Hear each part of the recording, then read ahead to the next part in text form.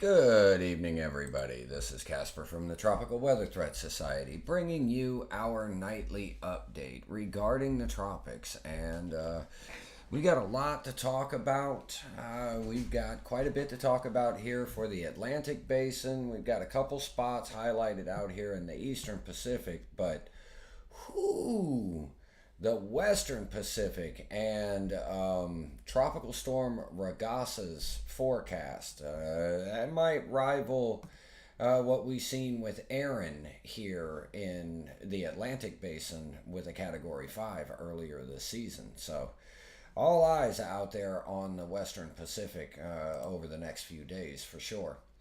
But first, as always, we are going to cover the Atlantic Basin. As we could see, this is Tropical Storm Gabrielle. And if you look right here on the northwestern side of this area of convection, the center of circulation is now starting to try to get back down towards the convection and is forecast to strengthen as this overall shear vector begins to lessen up over the next 24, 48, 72 hours or so.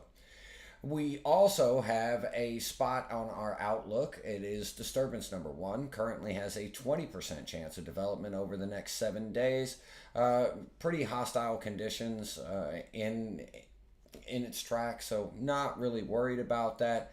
The other wave that was on the outlook earlier this week, we will discuss that here momentarily. That's not necessarily out of the woods yet either. So, Gabrielle is currently located at 22.4 north, 56.6 west, about 510 miles northeast of the northern Leeward Islands, and about 850 miles southeast of Bermuda. Maximum sustained winds of 50 miles an hour, moving west-northwest at 12 miles an hour. And its minimum central pressure is down to 1,004 millibars. There are currently no coastal watches or warnings in effect, but the interests in Bermuda should monitor the progress of Gabrielle. With our hazards affecting land, we now have something. As you could see here, our surf. So the swells generated by Gabrielle are expected to reach Bermuda through this weekend. So please, through tonight and build through this weekend. So please, folks, just we got a tropical system out there. If you're, just stay out of the water for a couple days, if you would please, or exercise extreme caution. As we can see with the forecast track, Bermuda is nowhere near the cone, but there is still a small chance that we could see tropical storm watches because the conditions outside of the cone, as you can see here with the overall wind field, may get close to the islands there, and the overall discussion mentions that as well. Our spaghetti plots, as you can see here, our HAVS model wants to bring this up to major hurricane status. Our TC COAMPS also does as well. HWRF and HMON bring it into a strong Category 2, but do not make major hurricane status. So it is kind of a question as to whether this is going to reach a Category 3 or not before the the westerlies from the northern parts of the Atlantic pick it up and take it away. So, as we can see here, our earliest reasonable arrival time of winds and our most likely arrival time of winds, if we were to see tropical storm force winds, it would be overnight, Sunday night, going into the early morning hours of Monday morning for our friends here in Bermuda. Our percentages, as you can see with our tropical storm force wind speed probabilities, we're in between that 20 and 30% range, and the discussion mentions it here tonight. So we're not going to read the first paragraph that is basically about why they kept it at 45 knots. This second one is kind of important, has it kind of back and forth as far as its track and everything, but the big part of it is there remains a 20 to 25% chance of tropical storm force winds occurring on Bermuda. So that is the key part of this, and it is still, however, interest on the island should continue to monitor Gabrielle's progress, since the NHC average track error is about 90 miles and hazards can extend well away from the center. So again, 20 to 25% chance there for our friends in Bermuda. So please, it's not zero. So please just keep a close watch on that. And if we take a look at the peak intensity, should be around 72-hour mark, getting up to about 105 miles an hour, maintaining that intensity or fluctuating, a little bit here and there between day 3 and day 4.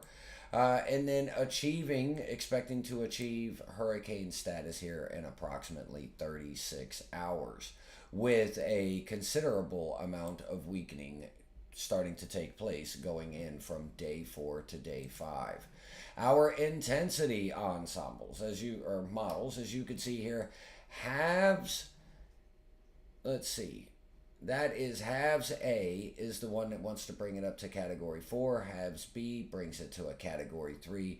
The majority of the guidance really wants to bring it into hurricane strength and kind of averages out there in and around a category 2 where the consensus lies. So that's where we're at. The official forecast track, as you could see, it hasn't been shifting very much at all where Gabrielle is concerned. If we look at the forecast intensity, not much has changed there either. We are now going to take a look at the consensus. As you could see, there hasn't been much cross-track spread whatsoever. The overall intensity has remained pretty well the same as well. If we take a look at the other consensus model, again, not much cross-track spread there, and then its intensity has also maintained from run to run. So it's looking like we may see a decent system out of this. Definitely a hurricane, and we'll wait and see if it actually achieves major hurricane status. As long as it stays away from Bermuda, and then maybe getting down here way later on down the line, it could impact the Azores with some inclement weather as well. So now we are taking a look at the European ensembles. This is a physics-based model. This is our Euro legacy. We have this going out 10 days. We've got Gabrielle right here. We have a little bit of a few circles here getting out 10 days. This would be early in the morning on September the 29th. And as you could see, there are a couple out there into the Western Caribbean and to the Southern Gulf, with a couple, chicken scratch little ordeals here and there. So let's compare this. Now tonight I flipped this up just a little bit because currently we are having a battle between the AI assisted models and the physics based models, our old legacy models. If we compare the Euro legacy to the GEFS, as we could see, we've got Gabrielle, and that's about it. You could see there, we've got a little bit of a chicken scratch down here. We've got maybe a little bit of a signal here, but absolutely nothing here, which is kind of wild because the GEFS and the GFS, and especially the American-made model, is really, loves to be aggressive at this time of the year in the Western Caribbean, and it's kind of wild that this is not showing much. The Euro has a little bit, and that is with the Euro legacy. That is enough to really kind of get your attention. But with these new AI assisted models, and we don't have a lot of experience with these models, take a look at the signal that we've got here coming out into day 10. Now, if we look at day 7, we don't really have a lot. We've got a couple circles here and there. So we wouldn't see anything on the National Hurricane Center outlook. It only goes out 7 days. But take a look here. We go forward. By the time we get to day 10, there's circles all over the place. And if I drop in down here, there's quite a few circles. Now, the one thing that I can say, we don't have severe intensity on any of these. Could we get an area of low pressure to develop? It's possible. Again, we don't have, decades of experience or, 5-10 years worth of experience with these artificial intelligence assisted models. We just don't. But this is enough of a signal to where it warrants saying, hey, we may need to just keep an eye on this region as we get into the end of September. Because if we do get something here, somebody, whether it be U.S. interests or not, would be receiving on the receiving end of some type of tropical cyclone. Now, again, we don't know. Now, if we compare the AI European model with the Google DeepMind, the Google DeepMind has performed awfully well this year, and we get out to day 5, day 6. As you can see, there's that other area, our current O20 spot. We're out 6.5 days, so this would be 158 hours at this point, or no, 156. And as you can see, we certainly have a little bit of a signal. It would be well removed from the islands down here. And we remember on the other AI, when we got out to day 7, there was a couple circles.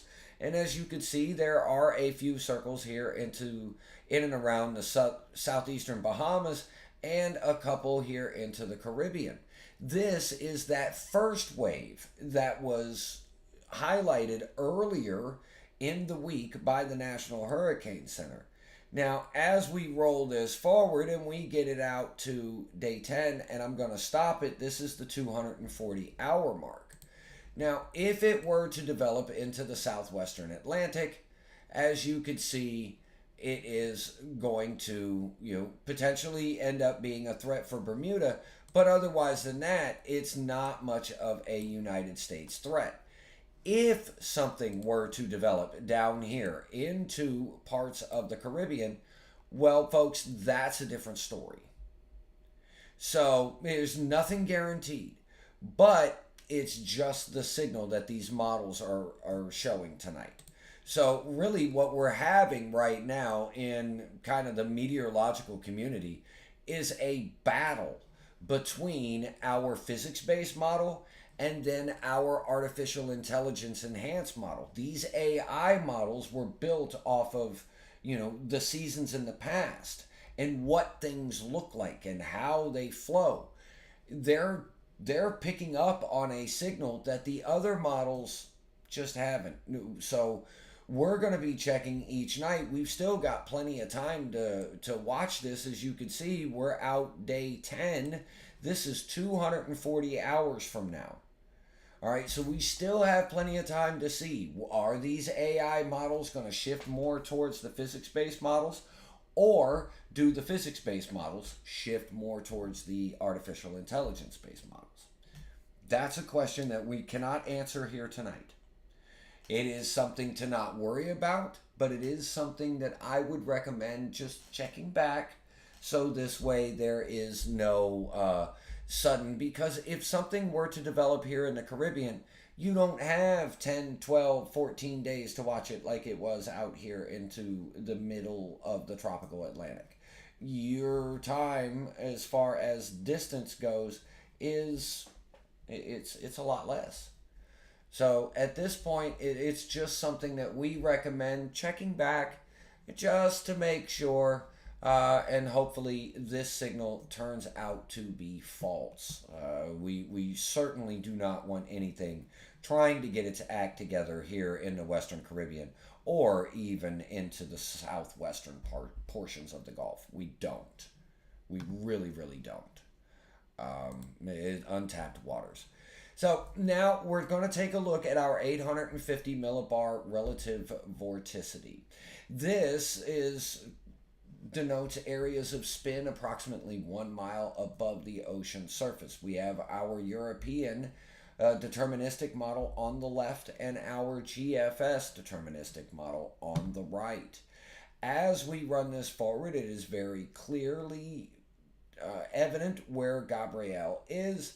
And now I'm going to get it out here to day 4, and we're going to stop here real quick so we can kind of get our parameters. Gabrielle is right there. Wave 1, wave 2, wave 1, wave 2. So this wave is the wave that that was highlighted earlier this week that is no longer on the NHC Outlook. But there's a reason. This is the wave that the DeepMind itself and the AI models are picking up on. So as I continue to run this forward, we're going to get to day 6. Now, by this point in time, things get kind of interesting with the physics-based model because that wave and that energy from the Euro is here into the southwestern Atlantic. For the GFS, it ended up interacting with quite a bit of land, being Puerto Rico and Hispaniola, and doesn't really have much of any type of energy left over with it. So we will continue from day 6 and continue to go forward. As you could see, the Euro by day 8, that's pretty much gone. The GFS, on the other hand, has both of our older waves here and here with the high pressure building back in. So it is going to continue with a more westerly track. And that's something that obviously we do not want to see. There will be a lot of dry air out there. And as we get out to 240 hours, as you can see with the deterministic run, the Euro really didn't have anything. We don't have CAG down here. If we look at the GFS, we've got wave 1, wave 2 here into the southwestern Atlantic. But the problem is that this high pressure here has caused it to not really be able to get out, and you've got a little bit of a troughing feature here that could try to combine both of these. So I will actually run it out, and as you can see, one kind of hangs and bangs, and they all end up going out to sea.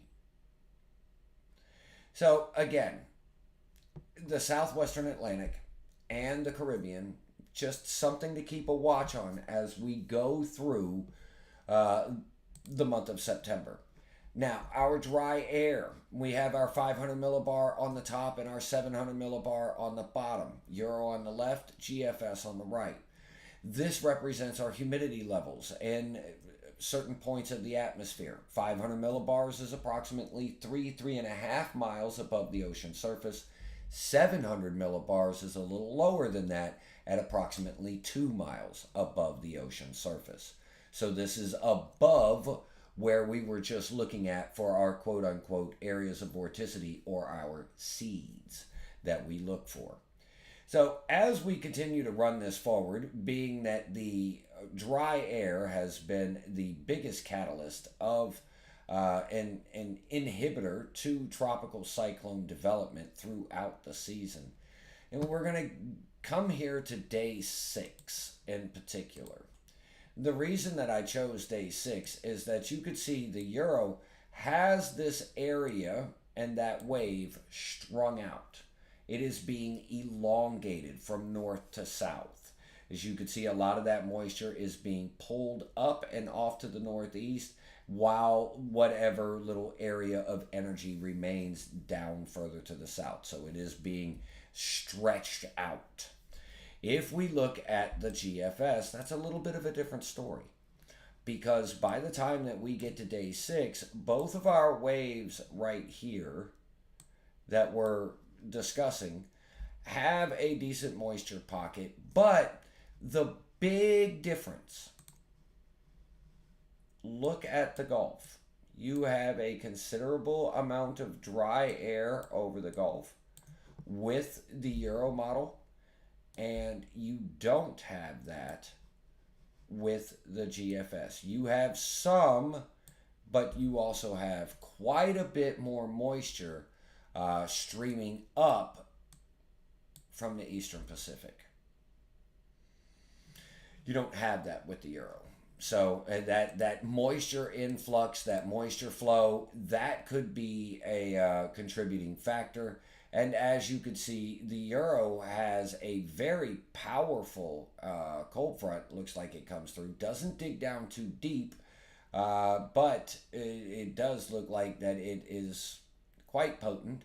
Would get us here in the southeastern U.S. Maybe not for the folks down there all the way down on the Panhandle or the peninsula, my bad. But it's certainly going to pack a punch. And as you can see here, our moisture remains available on the GFS for portions of the Caribbean and the southwestern Atlantic. And big difference with the Euro. Big difference. Lots of dry air. So which one is going to, be the proper solution? It's hard to say. If we take a look at our deep layer wind shear, this goes from the 200 millibar level, which is approximately 40,000 feet above sea level, to the 850 millibar level, which is approximately 1 mile or around 5,000 feet above sea level. Now, as we continue to run this forward, we know that the area that we really want to look at is the southwestern Atlantic and the western Caribbean. The GFS and the Euro, especially at day 7, does have an increased amount of shear over the central portions of the Caribbean, with the GFS stretching it all the way back towards the western Caribbean as well. Now, as we roll this forward just a little bit more, you will note that the GFS has an upper level low here that is not necessarily too much of an upper level low, but you have a developing system here with their other area here to its north or its west northwest. The Euro doesn't really have much because we kind of injected it. But it's the overall wind shear and not a lot of wind shear here into the Caribbean that is a concern. The Gulf remains under what looks to be a decent amount of northerly shear, but the Western Caribbean remains potentially conducive for tropical cyclone development. So, all in all, looking at everything, adding everything up, knowing that the AI models of what they show, knowing what the physics-based models and the deterministic runs show, it's something to keep an eye on. That's all. That's all it is right now. Nothing to say, board up the windows or anything like that. Absolutely not. We're not even saying that anything is going to develop. What we are saying is just, we recommend, being that we are here in peak season and we have such a differing signal from our regular models that we've always used and our new AI models, that it just potentially warrants and recommends attention. That's all. Just check back. That's all I ask. Make sure that you're not caught off guard just in case something were to develop. But right now, it's too early to say. Our dust model, as you can see, our second wave, the one, or disturbance number 1, it's tied up in quite a bit of dust, and wave 1 is also dealing with that dust. But, as you can see, as it gets further and further to the west across the basin, less dust will be available to inhibit its potential consolidation. So we'll have to wait and see. It doesn't look like that the MJO is going to be in a favorable environment. If we take a look at we saw the ensembles, but if we look at the deterministic runs themselves with the GFS and the GEFS, it is well within the center part of the circle. So there's not really much amplification to the Madden-Julian oscillation whatsoever. The ensembles may potentially want to kind of turn it around and bring it back towards our neck of the woods, but that's going to be for early October at that point. So we've still plenty of time to watch.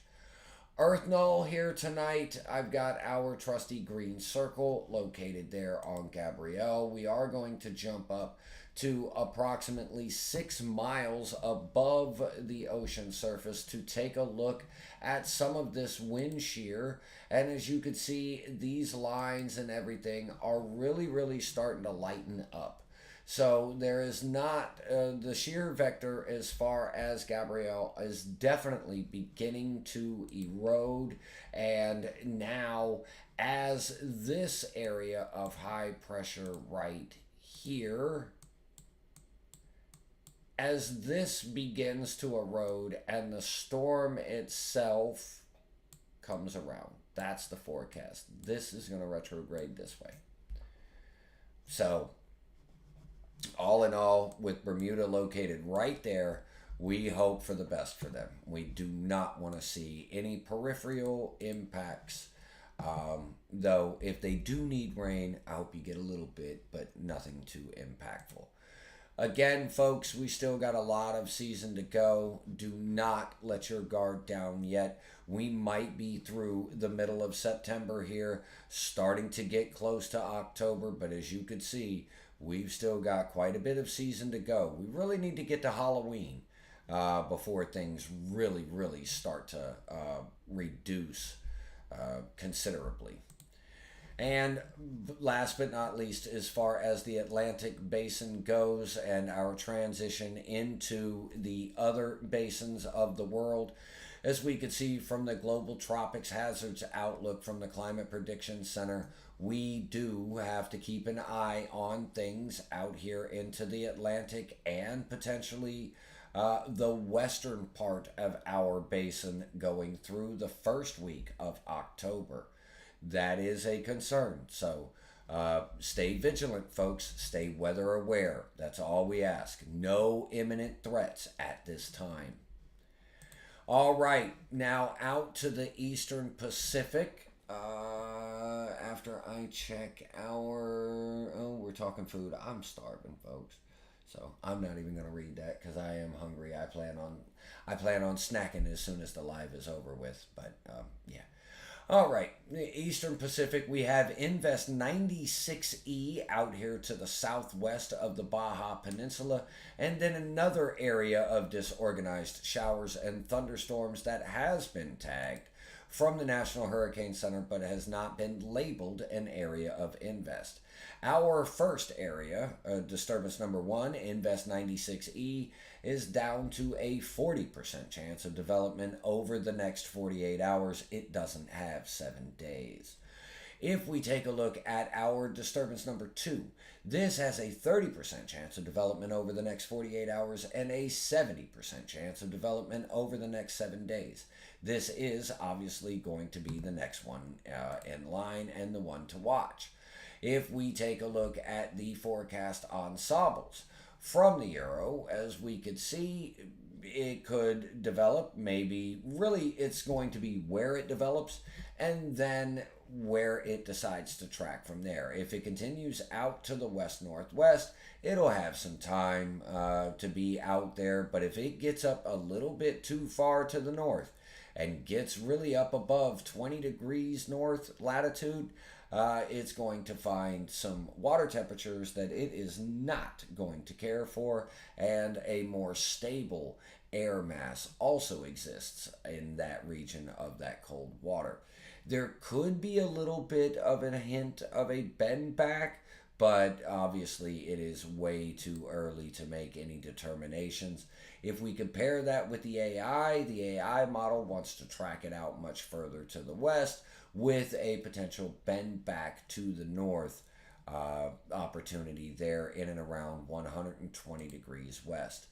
Comparing that with the GEFS, again, if it slides out too far west and tries to draw north, notice when it gets above 20 degrees north, the weakening trend occurs rather quickly unless it is really, really close to land.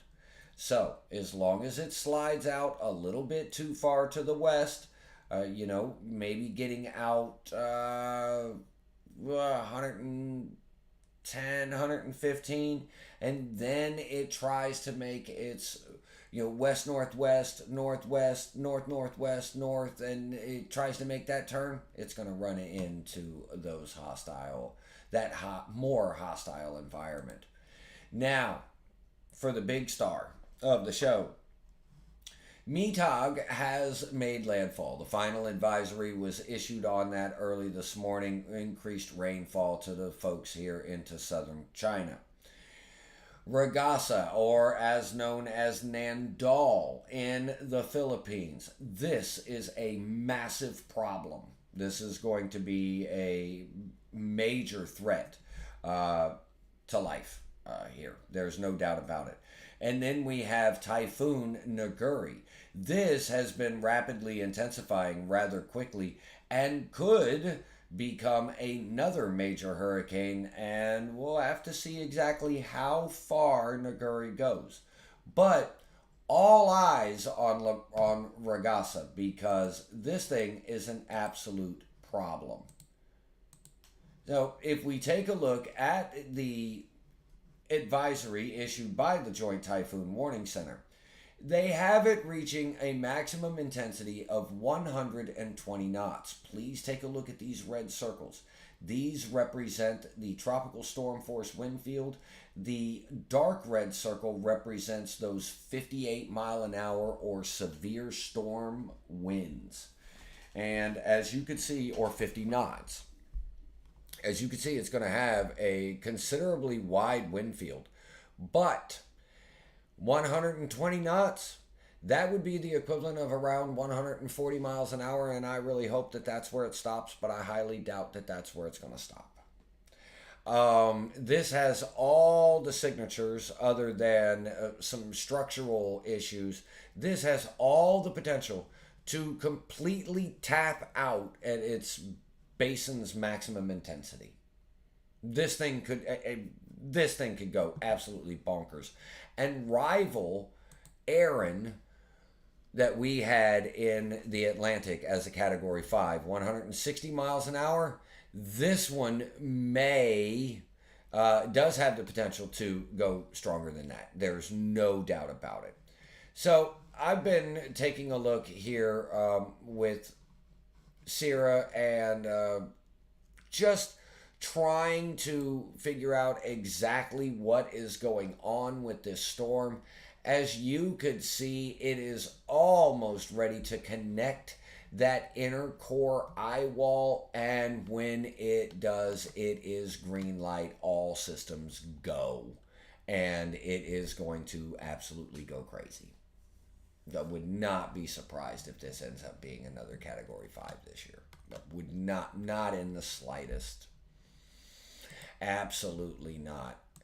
And to kind of show what I mean by that, I've got Halves A here. Halves B does not run in the Western Pacific, but Halves A does.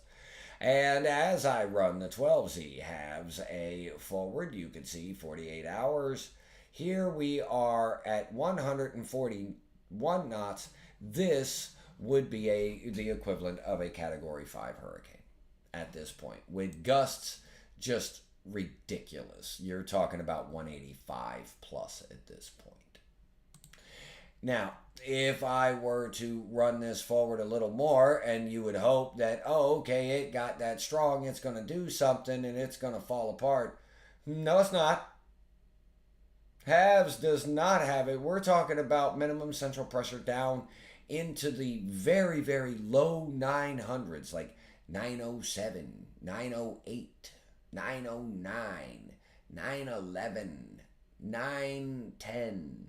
I mean, we're talking about a very, very powerful system for an extended period of time. But there is a little bit of potential optimism shown with this 12Z halves. So here I am, I'm out 4 days. And the one thing that we're at a 909 millibar storm. I mean, this thing is the textbook definition of a monster.